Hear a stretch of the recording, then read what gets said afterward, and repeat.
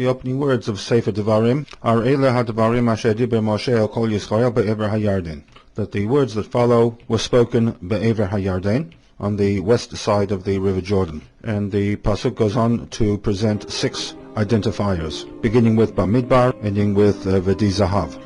There are 2 issues that are problematic with this passuk. The first is with the format of the information as presented. The wording should have been V'yidaber Moshe El Kol Yisrael Be'ever HaYarden, rather than Eile HaDevarim Asher Diber Moshe El Kol Yisrael Be'ever HaYarden. The second issue is that the 6 identifiers from Bamidbar to V'di Zahav is in conflict with the statement that this took place Be'ever HaYarden. Rashi makes this very clear with his commentary to the word Bamidbar, in which he states, Lo Bamidbar Hayu, as of Devarim 1:1, they were not in the Midbar, rather they were in the Arvot Moav, and Arve Moav and Ever HaYarden are not one and the same.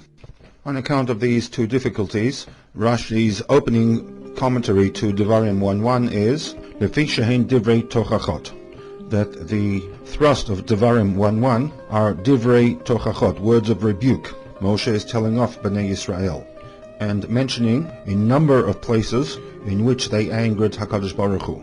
But out of deference to the Kvodan Shel Yisrael, in deference to the dignity that Yisrael deserved, only the place names were mentioned in the text. And these place names were Bamidbar, Arava, Mulsuf, Paran, Tofel Lavan, Chatzerot, and V'di Zahav, all of which took place in the Midbar area and within the first year or 2 of leaving Eretz Mitzrayim.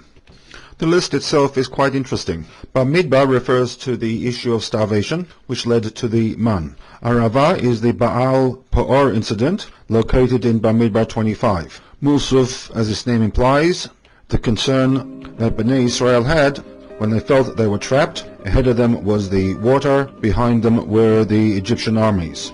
Paran is a reference to the Meraglim. Tofel Lavan is a complaint about the boredom of having to eat the same food day in, day out. Chatzerot is a reference to Korach, found in Bamidbar 16. And finally, Di Zahav relates to the making of the Egel. There does not appear to be any rhyme or reason to the sequence. We move from Shmot to Bamidbar to Shmot again, Bamidbar 21, Bamidbar 13, Bamidbar 16, and back to Shmot 32.